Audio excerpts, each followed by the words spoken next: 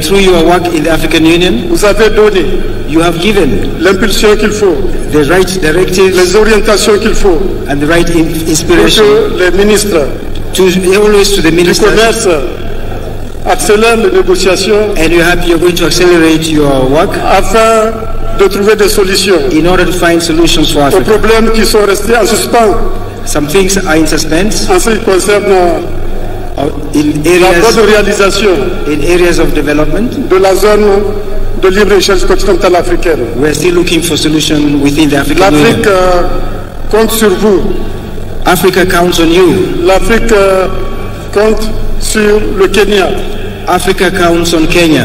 L'Afrique, c'est la nouvelle frontière Africa du is développement right here. économique. We must continue our collective destiny. Monsieur le Président, Your Excellency, encore une nouvelle fois, merci. I want to thank you. Merci de votre accueil. Thank you very much for your Merci de votre welcome. hospitalité. Thank you for the ceremony. Je vous souhaite un heureux et joyeux I wish anniversaire you a very à enjoyable, vous et au peuple kenyan dans son ensemble. and I wish Je vous remercie, Monsieur le Président. people of Kenya a lot of peace. Thank you very much. Tafadhali tumpigie makofi huyo rais wa zamani wa kule Niger, jameni. Nilimuuliza, or maybe I should say, I did request the President of Comoros, my brother Azali, who is also the chair of the Africa Union, to come and be our guest of honor in this great 60th celebration of our Madaraka. And I want to tell him we are truly grateful as the people of Kenya for honoring my invitation on behalf of the people of Comoros and on behalf of the people of our continent. As the chair of the Africa Union, it is now my pleasure to request you, Mr. President, to make your statement. Tumpigie makofi jameni, Rais wa Comoros.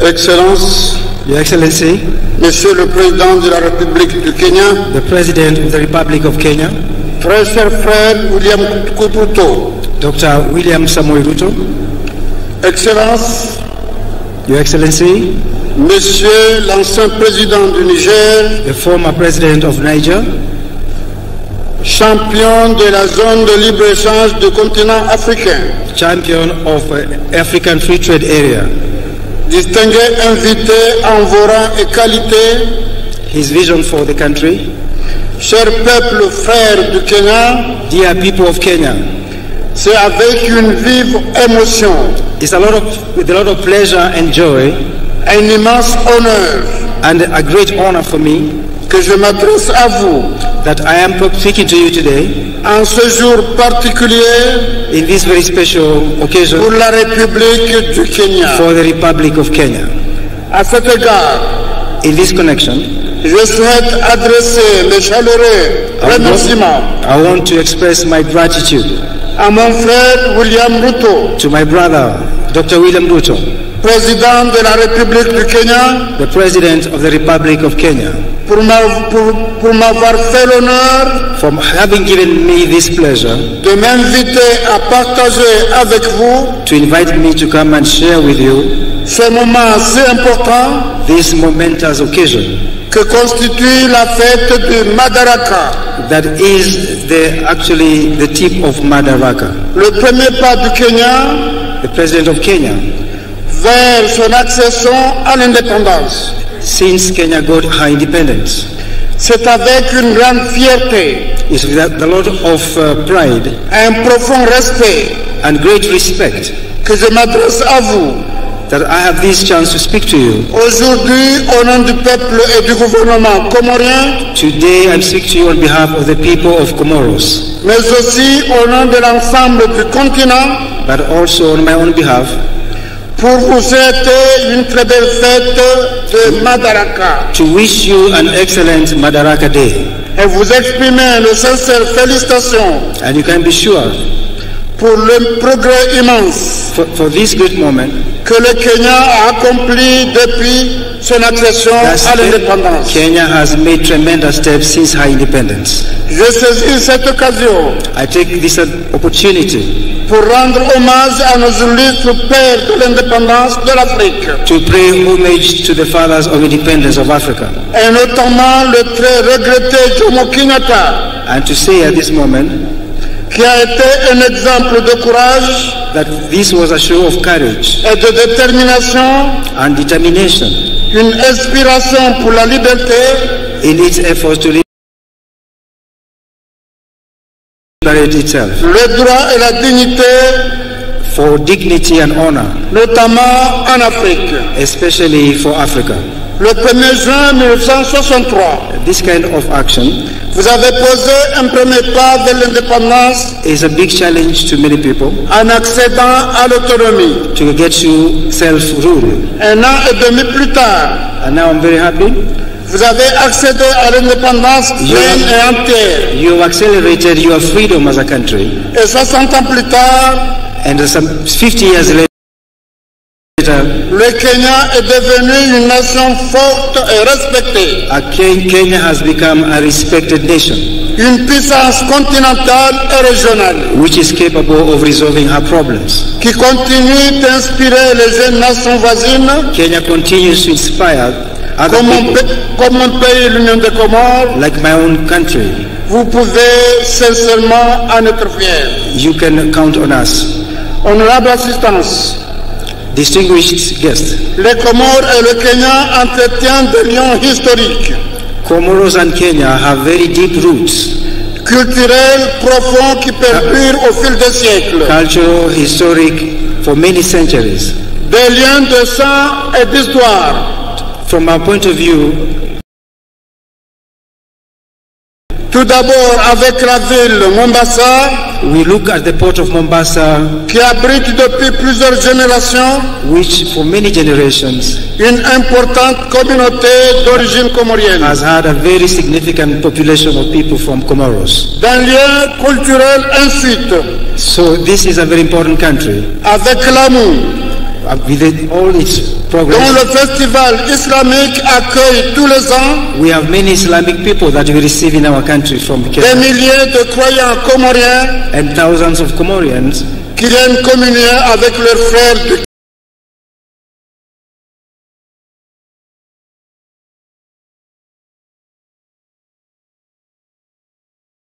Kenya. who live in harmony with the people of Kenya.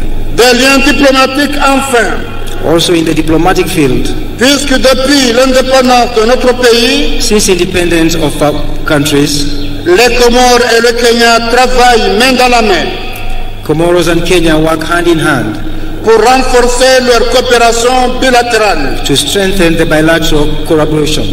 C'est fort de la sincérité de ces liens d'ailleurs This sincere initiative qu'en février dernier, has, for the last years, mon frère, le président William Ruto, created great opportunities a eu l'élégance de retirer la candidature de son pays, le Kenya, in supporting the candidature of Kenya also, pour laisser un pays frère, les Comores, for helping the Comoros présider notre organisation panafricaine to head the African Union pour l'année 2023. for the year 2023. C'est un geste fraternel This is a show of support qui a marqué l'ensemble du peuple comorien that shows that people of Comoro et qui restera à jamais gravé dans nos mémoires. and have a lot of confidence and is engraved in their memories. Permettez-moi alors, chers frères, Allow me, my dear brothers and de sisters, vous réitérer ici, to tell you today, de vive voix et devant vos compatriotes, to say before and with an open heart, mes vifs remerciements, to thank you, mais aussi ceux de l'ensemble But du also- peuple comorien à Santa Sana. also the greetings from the people of Comoros. Je suis convaincu I'm convinced que nos deux pays ont encore beaucoup à faire l'un et l'autre. that our two countries can work for a better future. J'ai saisi d'ailleurs cette opportunité And this is a wonderful opportunity pour renouveler notre profonde gratitude au peuple au gouvernement du Kenya to deepen our gratitude to the President of the Republic of Kenya qui accueille tous les ans de nombreux jeunes étudiants comoriens and the country of Kenya that continues to receive thousands of Comorians pour les former aux défis et aux enjeux de l'avenir. for helping them build a better future. Asante sana. Excellences, mesdames et messieurs, Your Excellency, ladies and gentlemen, il est essentiel que nous continuions à promouvoir les échanges commerciaux we have a common duty to promote our relations et les investissements entre nos deux pays and the work between our two countries. afin de stimuler nos économies respectives We need to work to improve the lives of our people et créer de nouvelles opportunités pour nos populations, notamment notre jeunesse. and increase opportunities for our people. La zone de libre-échange du continent africain The African Union nous offre l'opportunité de le faire et c'est la raison pour laquelle offers opportunities for the rest of Africa. j'ai pris part avec vous avec un grand plaisir à l'ouverture du dialogue public-privé We encourage dialogue for promotion of peace. sur cette zone de libre-échange continentale In this respect, qui s'est tenue à Nairobi le 9 mai dernier. the meeting held in Nairobi looking for peace. En tant que nation africaine, As an African Union, nous partageons des défis communs we think we can work together. et je suis convaincu que si nous unissons nos forces, And I'm persuaded that by working together, nous pourrons surmonter ces défis we can overcome these obstacles et ouvrir la voie à un avenir meilleur and construct a better future pour nos populations et surtout aux générations for futures. our people and for the survival of Africa. Cette journée de commémoration est aussi This also is an opportunity for us.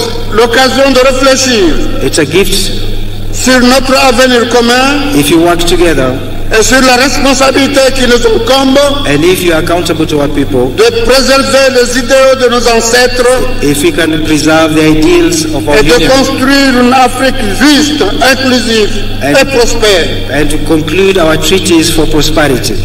Chers frères et sœurs du Kenya, My dear people of Kenya, en cette journée spéciale, in this opportunity, je souhaite réaffirmer l'engagement des Comores I would like to, on behalf of the people of Comoros, à ne ménager aucun effort they have spared no effort pour renforcer davantage nos liens d'amitié et de coopération avec le Kenya. to strengthen our relations with the people of Kenya, Que notre partenariat continue de prospérer that we shall continue to collaborate et de porter des fruits mutuellement bénéfiques and to try to create useful treaties pour nos deux pays et nos deux peuples. for our two countries and our two nations. Permettez-moi de conclure mes meilleurs vœux Allow me to conclude my remarks de bonheur, de bien-être pour vous, chers frères et sœurs kenyans, to wish you happiness et ceux de paix, de progrès, de prospérité pour votre cher pays. and to wish you prosperity and progress in this country. Puissions-nous continuer à travailler ensemble If we continue working together pour promouvoir la paix, la stabilité et le développement en Afrique. in order to promote peace for the development of our continent. Furaha siku ya Madaraka. This is a great day for Madaraka. Urafiki, ushia na mshikamano wa Kenya na Komoro. Iishi Afrika kwa amani na mafanikio. Asante sana. Tumpigie makofi tena Mheshimiwa Rais wa Komoro jameni.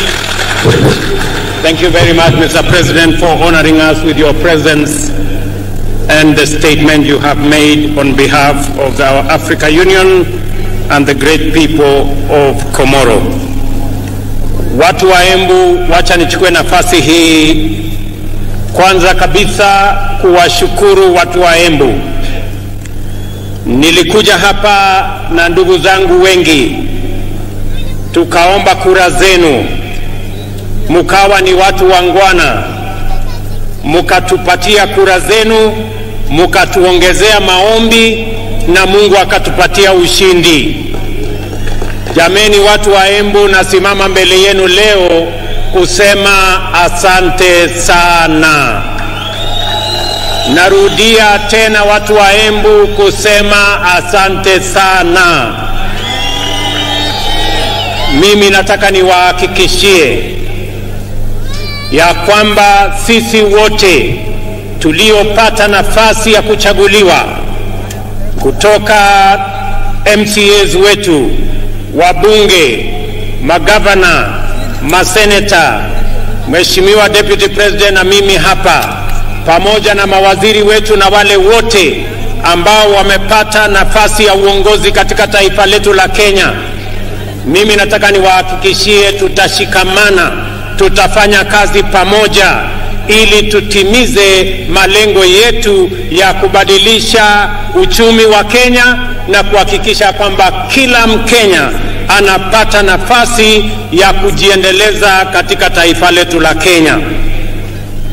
Na wauliza viongozi wote, sote tuliopata nafasi kutokana na kura za wananchi hawa, tushikamane, tushirikiane, tufanye kazi pamoja ili tuweze kubadilisha Embu wakati tunabadilisha Kenya.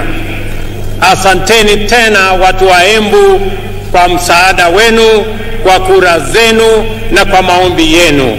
I want to say thank you very much to the great people of Embu County, as I thank all Kenyans who stepped forward to vote in the last election so that we, as the people of Kenya, can maintain our democratic credentials as a nation that is democratic, as a nation that is built on the firm foundation of multi-party democracy. And now it is our opportunity, all of us as leaders in government and in the opposition, to work together towards making our nation great. On this day, 60 years ago, Kenya formally gained its right of internal government, Madaraka, the mandate of majority African self-determination, was a major step forward. The emergence of this nation as a republic later that year. That first Madaraka Day then was the golden dawn of our country's sovereignty, freedom from colonial oppression, autonomy from racist repression, and liberty from foreign suppression. In fighting for our sovereignty, our noble freedom fighters had primarily waged a political struggle to liberate a people divided, humiliated, and impoverished under a predatory system whose institutions were vicious and extractive. So, although the freedom struggle was political and the first Madaraka Day represented political autonomy, every Kenyan African understood it to mean and to be the beginning of the hard and noble work of securing and enhancing social and economic freedom as well. For 6 decades now, the people of Kenya have worked hard with admirable diligence and unwavering determination to perfect the political freedom of their nation through sustained socio-economic progress. In this manner, Kenyans have reiterated their commitment to true freedom by complementing political freedom with freedom from want, freedom from suffering, freedom from ignorance, and freedom from indignity. Our forefathers' historic struggle to vindicate our God-given right of self-determination entailed tremendous sacrifice and immense determination against a colossal adversary. Ultimately, they triumphed. Similarly, our war against underdevelopment, poverty, unemployment, indignity, and vulnerability has been daunting. Yet, we have made steady progress year after year over 60 years of freedom. At the heart of our struggle for freedom, both before and after independence, is the distinctively Kenyan spirit of determination that is nevertheless flexible, consistency which is innovative, pragmatism that is also hopeful, and faith strong enough to take chances. The sacrifices required were inspired by a spirit that is truly unique, which transcends ordinary decision-making. We recognize that spirit even now. It lives in the heart of every Kenyan who wakes up early to give their best, try their luck, knock on doors, and chase their dreams. We see it every day when we see traders, artisans, farmers, and other workers braving the scorching sun and enduring cold rain in pursuit of livelihood. We also witness in teachers, nurses, police officers, extension officers, and technicians who go far from their comfort zone, often beyond the call of duty, to attend to Kenyans in their communities throughout all villages, all corners of our great republic. This noble ethic of willingness to struggle by working hard and embracing risk, and of determination to achieve positive change in great leaps as well as in little installments, has brought us far and will take us beyond the horizon of our destiny. Today, I join all Kenyans to celebrate our magnificent collective achievements and the spirit of brave endeavor which inspired them 60 years ago and sustain us today.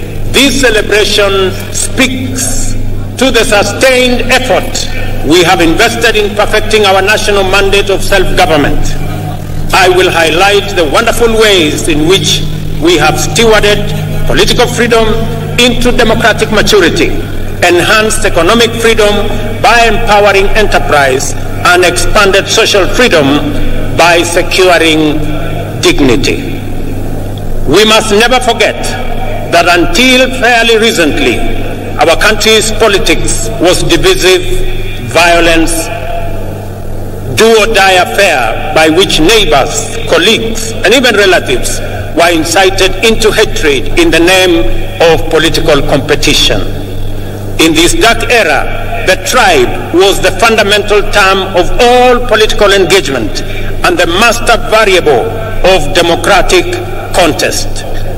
Many highly respected experts and eminent persons confidently affirmed that Kenyan politics is inherently tribal, and many leaders designed their political parties, policies, and campaigns on the basis of raw political appeals.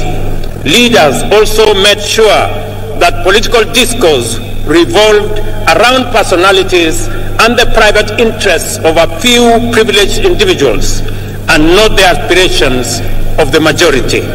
Some used political parties as political vehicles to access the high table where important decisions were made and exploited their ethnic constituencies to negotiate a bigger share of public resources as well as positions of power and privilege in the service of private ends.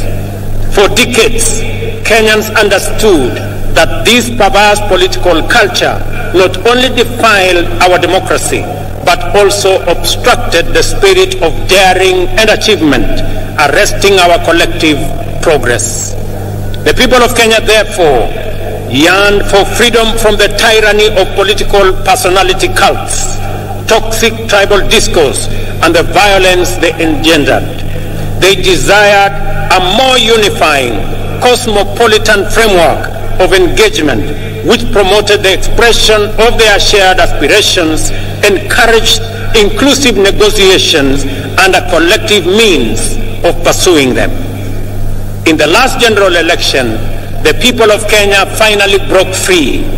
The campaign was conducted purely on the basis of important national issues, foremost of which were economic issues.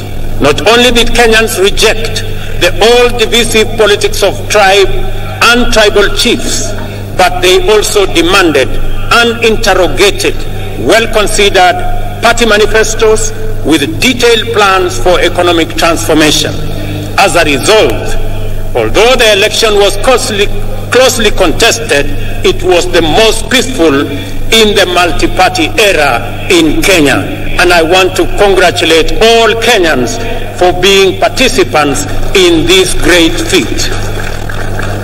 Our public discourse and political discussion and the agenda of social debate has changed for good. Substantive policy issues continue to define the national conversation well beyond the election. At the moment, there is a robust debate on the finance bill taking place everywhere in this country, in churches, social places, formal and informal workplaces, all media platforms, and busy markets, as well as in urban and rural gatherings. We are truly a trailblazing nation. Many countries struggle in vain to generate a national debate on public financing, taxation, or other policy issues. In Kenya, we have easily sustained intense discourse on the finance bill and the affordable housing policy for weeks now. The debate has remained issue-oriented, and there is no hint of divisive ethnic rhetoric at all. The cost of living is keeping all leaders, including myself, awake, and this is precisely as it should be. Superficially, the intense national debate on housing is not about whether it is a tax or a contribution. The attention sharply focused on the housing contributions is an implicit expression of ownership.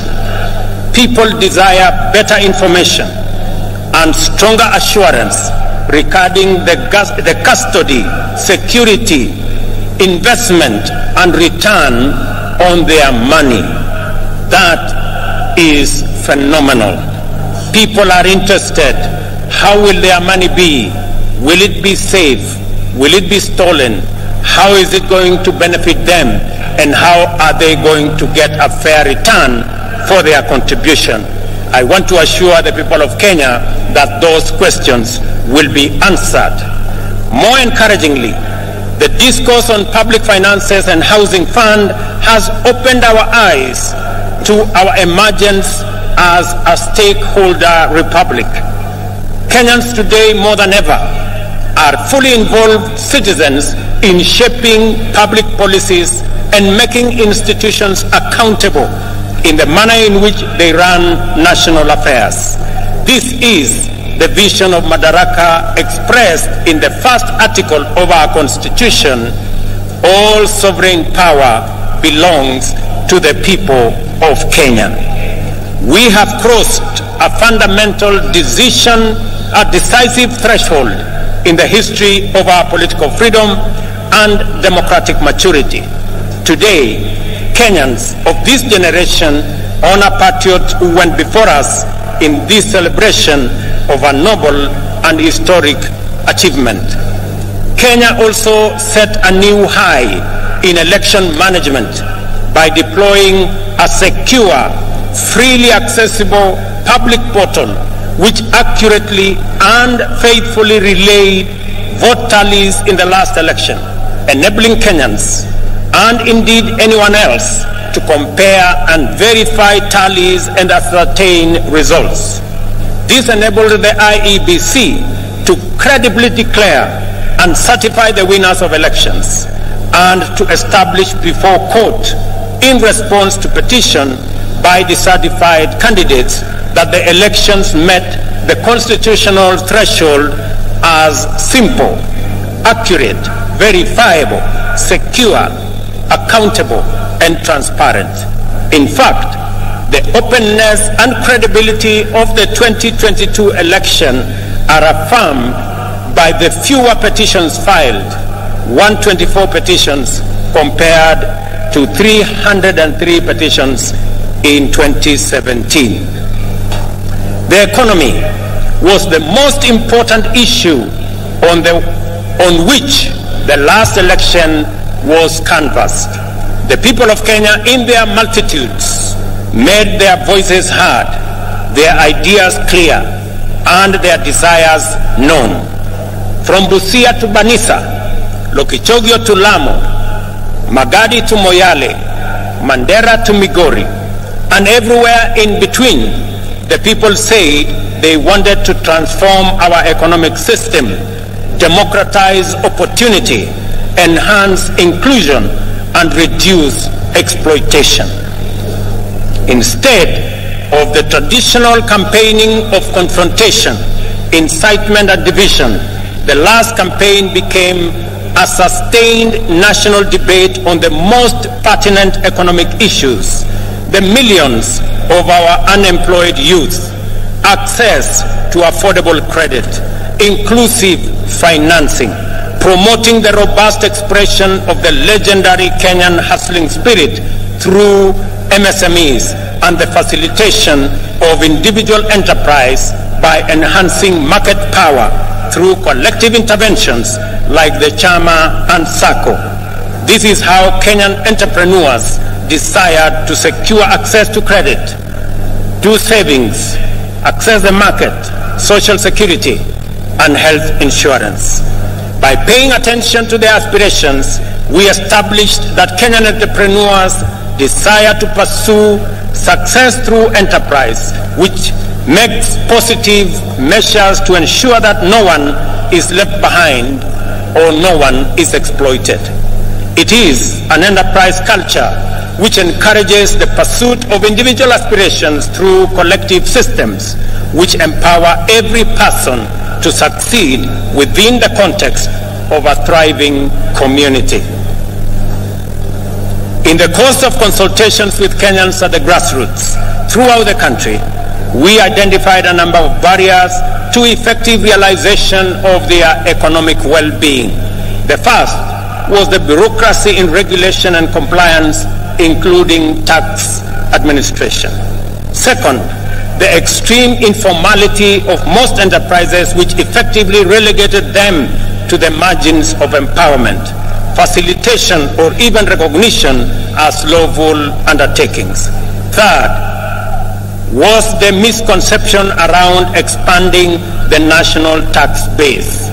Is it about people paying more or more people paying? The answer lies in empowering more Kenyans to enter the taxable income category through intentional effort to create millions of new jobs and millions of new taxpayers in due course.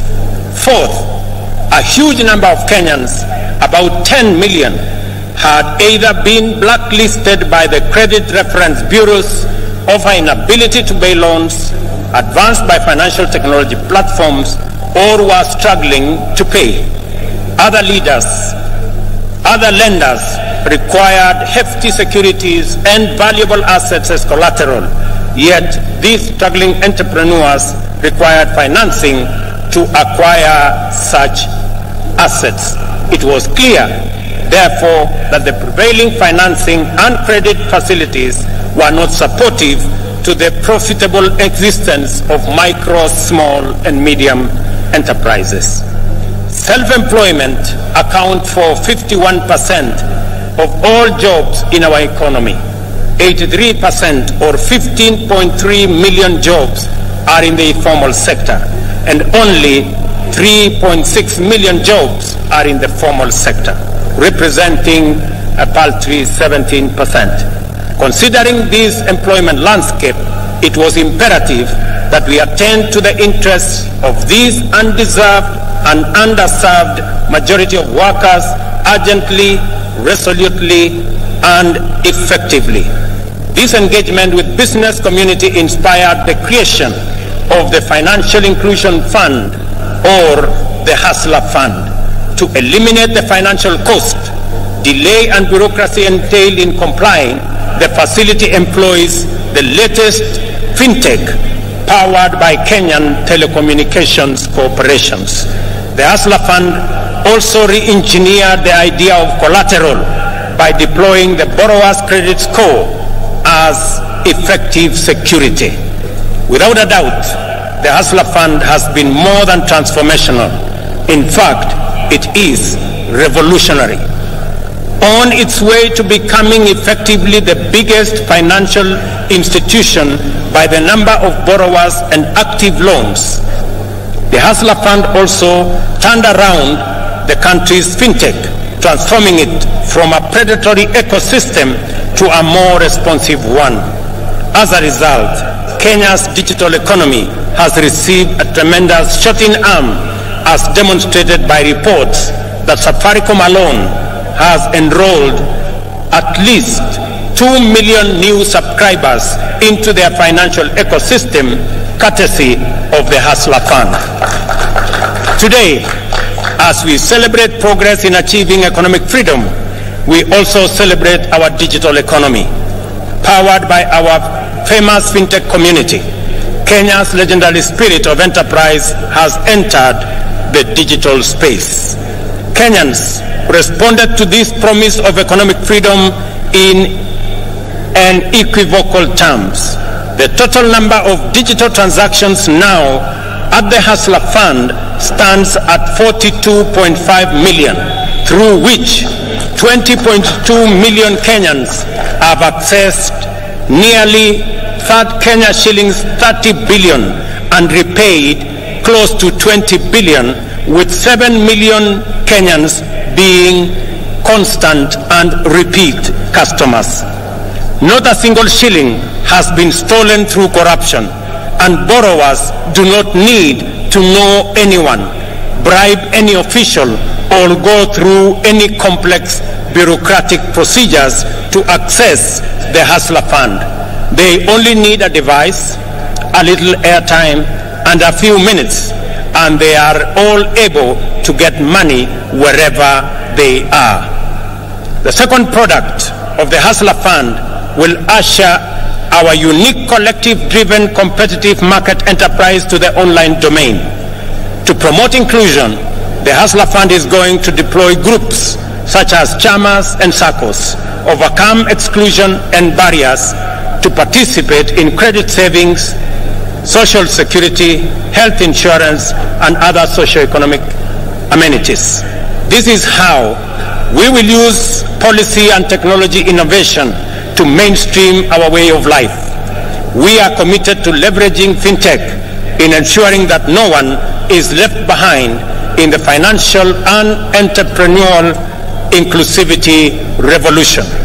I am delighted to announce that today, during this celebration, I shall be launching the second product of the Hustler Fund, which is aimed at facilitating people access funding through groups. I am sure that this will be very good news to my good friend Shiko in Ruaraka Market, who, like many informal business entrepreneurs, were ready for this innovation even before we launched the first Hustler Fund product.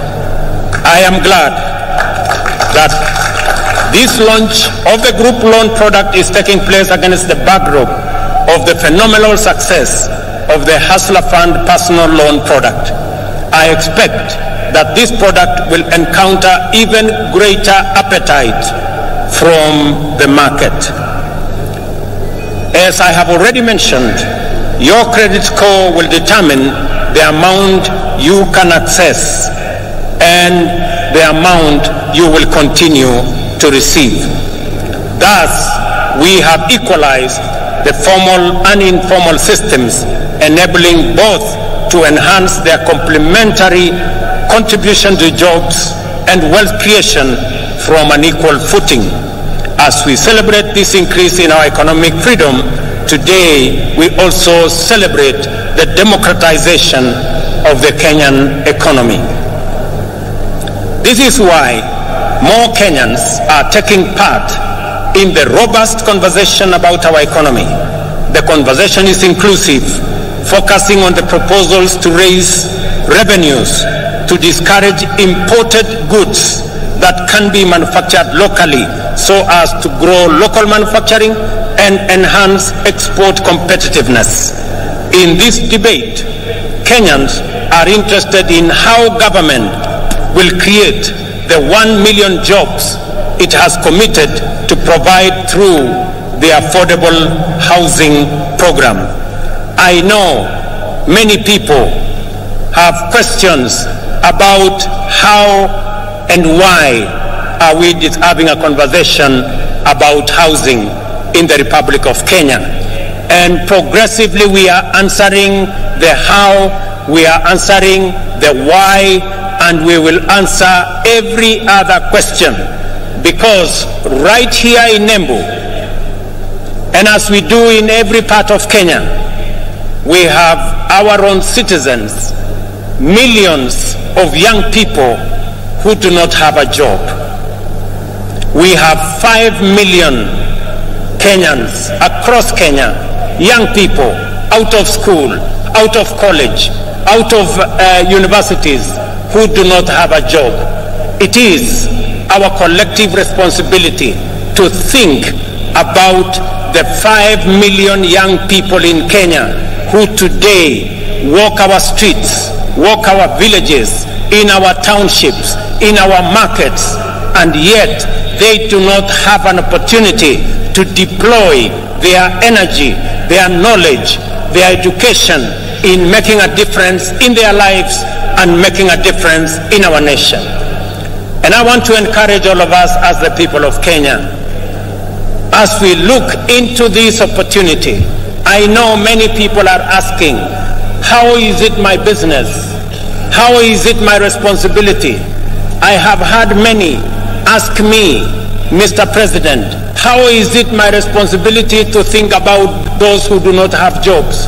How is it my responsibility to think about the people who live in slums? 7 million Kenyans who live in slums, in indignity, without toilet, without running water, without roads. How is it my business? Let me ask the people of Kenya, if our freedom fighters, the people who made the ultimate sacrifice and lost their lives in liberating our nation, if they had asked the question that how is it their business, today we would continue to have been slaves of our masters if they asked themselves that question. It is our opportunity, as they did, to liberate our country. They went beyond the call of duty. They did not ask how is it their business to make the ultimate sacrifice to liberate our country. I want to ask every citizen, it is our responsibility collectively to think, to plan, and to ensure that the 5 million young people in our country who today do not have jobs, have jobs. It is our responsibility to ensure the people, 7 million of them, who live in our slums, including Shauri Yako here in Embu. I was here last week and I was informed about Shauri Yako. The people who live in Shauri Yako deserve a decent house, and it is our responsibility as we implement the housing plan, not just to create jobs, at least 1 million jobs every year.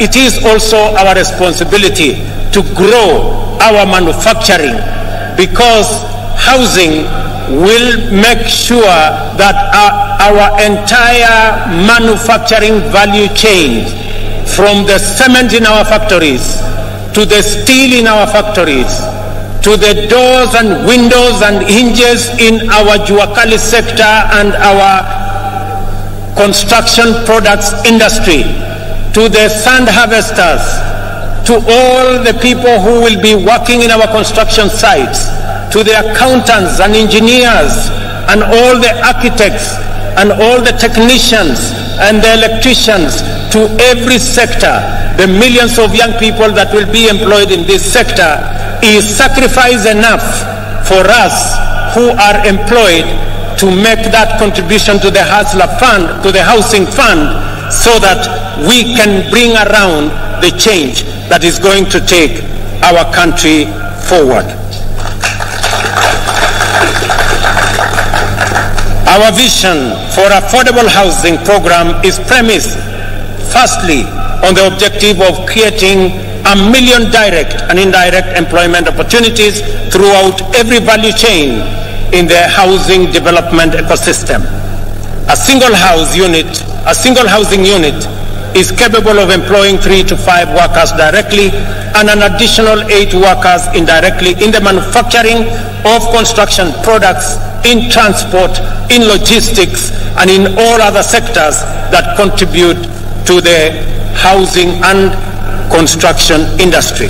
Secondly, the objective of affordable housing is to increase the number of homeowners and to transition more Kenyans from rent-paying in informal settlements, in slums, and we have 1,411 slums in Kenya. We should transition those people, my countrymen and women, into homeowners. They should live in dignity like the rest of us, because we owe them a duty of citizenship and a duty of comradeship as we live in one country.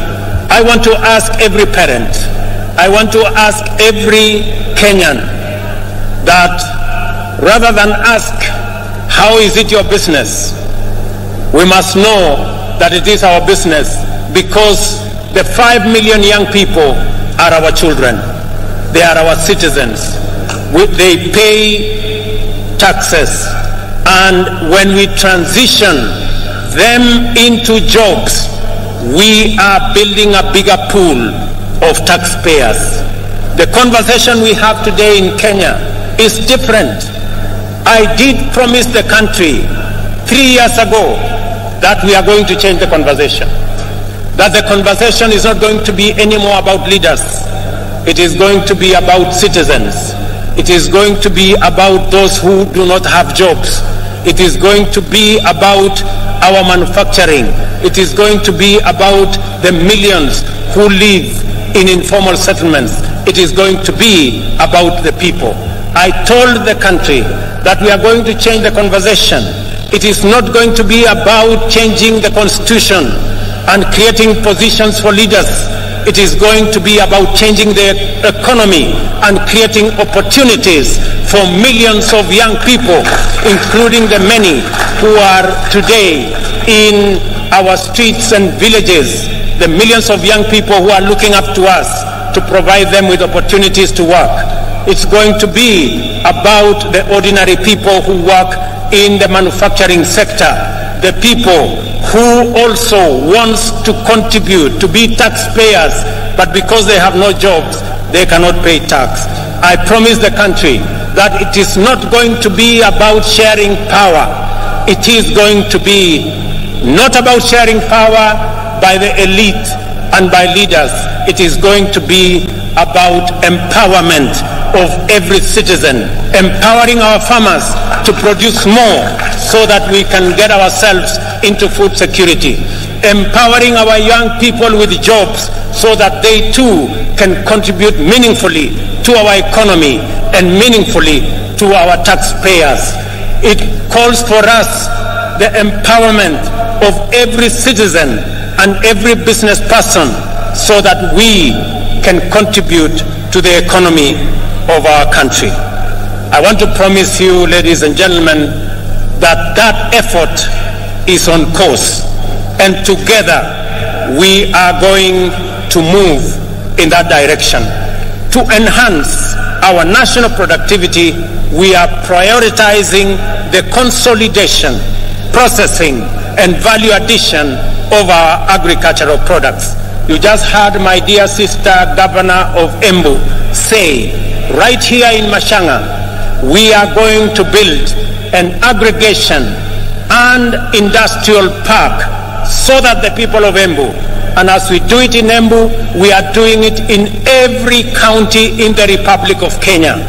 Last week, we advertised the first 14 agricultural aggregation and industrial park that will be built in every county so that we can consolidate our agricultural produce. We can provide for value addition. We can provide for agro-processing. We can enhance our manufacturing, create jobs, create value, and enhance the earnings of every farmer as we get rid of brokers, as we get rid of cartels, and ensure that we protect the hard-earned and the sweat of farmers in the Republic of Kenya. Additionally, the government of Kenya will step up the establishment of 5 additional export processing zones in the coming year in Sagana, in Thika, in Joro, in Eldoret, and in Busia to complement the one in Athi River, the one in Dongokundu, and the one in Naivasha, because we believe that additional processing capacity, focusing on our exports that have come down in the last 10 years from 28% of our GDP to just around 10% of our GDP, that we need new impetus, we need new thinking, we need new infrastructure to be able to drive our exports. And that is why we are expanding our processing capacity in our export processing zones, in our special economic zones, and at the same time, we remain firmly committed to the Continental Free Trade Area and the effective implementation of the Africa Continental Free Trade Area. Just this week, we concluded a working retreat for trade ministers of the Continental Free Trade Area with the private sector. I am glad to welcome to this gathering the delegation that has been holding Africa private sector discussions in Nairobi, led by my brother, the President of Comoros, His Excellency Azali Assoumani, and one of the most foremost champions of the Africa Continental Free Trade Area. It is also gratifying to note that the champion, the former president of Niger, is right in our midst. It's also gratifying to note that 11 trade ministers are here today from different countries in our continent. I wish to recognize the following delegations led by the ACFTA Secretariat. Delegation from Comoro, are they here? Wasimame? The delegation from Comoro, thank you very much.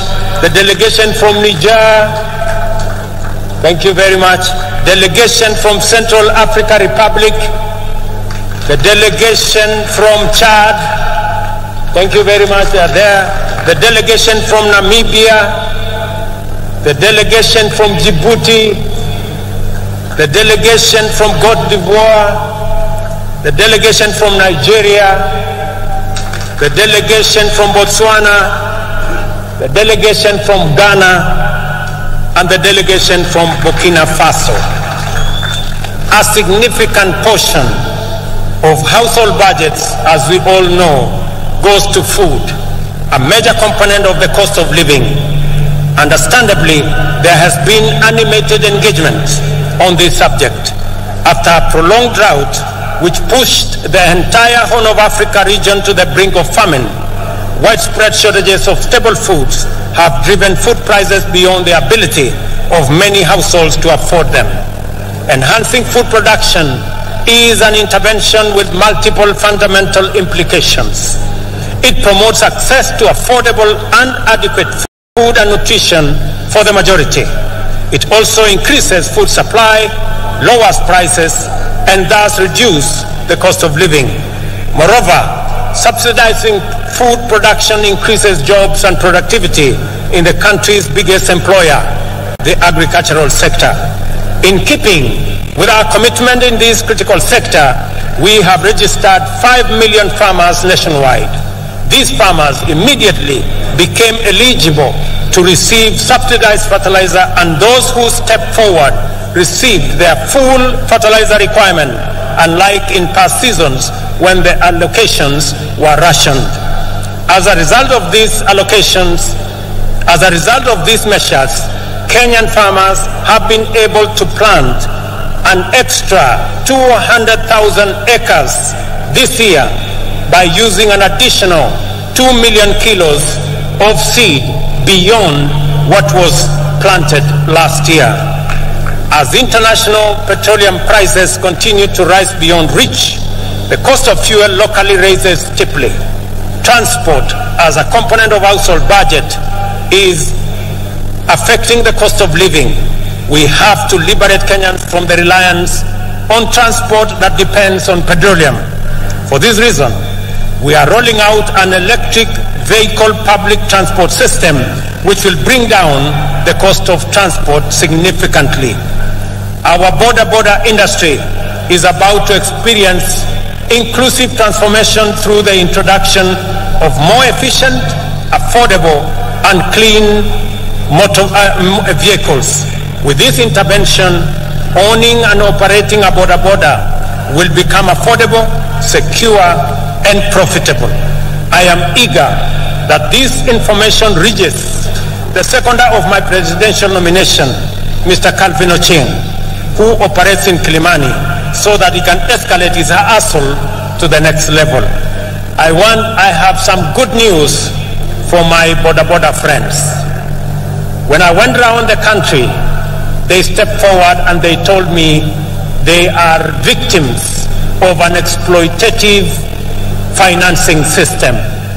I want to tell them, my good friends, I have some good news for you. We are developing, and by September this year, we will have a mechanism where you can get your border that does not need petrol, that will be run on electricity, one that is financed by not a predatory system, but one that respects the interests of those who purchase the borders. A healthy nation is liberated from human suffering and empowered to pursue their livelihoods and dreams without the hindrance and underperformance associated with ill health. A healthy nation is a happy nation. Freedom from disease is therefore a primary plank of our agenda to perfect self-government. We are committed to do affordably, inclusively, and in a manner that enables Kenyans to receive quality medical attention from the comfort of their homes.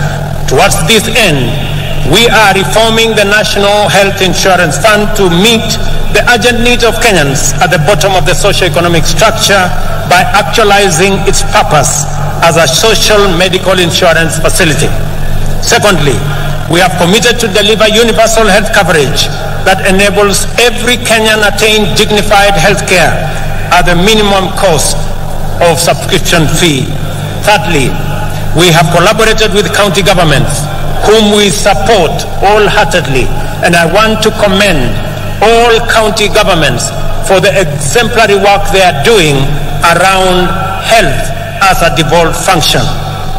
We have collaborating with the county governments to recruit community health workers, promoters throughout the country.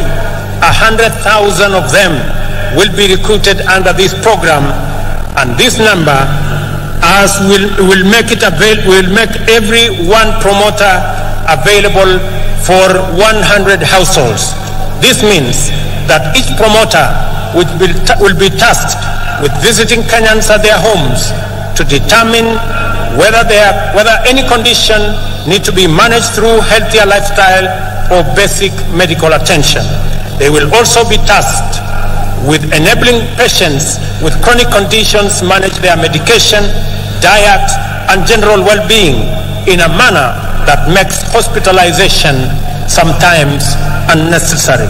Finally, the promoters will facilitate early detection of conditions for referral to comprehensive attention in the spirit of effective healthcare management.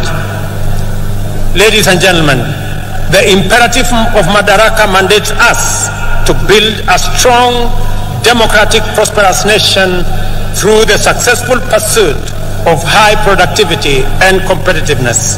Industrialization and technology innovation is one such movement. All these things require people who are all empowered with knowledge, skills, and understanding, not only to effectively participate as informed citizens of a democracy, but also to pursue meaningful livelihoods and perform their share of economic production, and even go further and imagine, create, and build the Kenya of our future. Education, therefore, matters for our freedom and self-reliance, and is the enabler and optimizer of every other undertaking.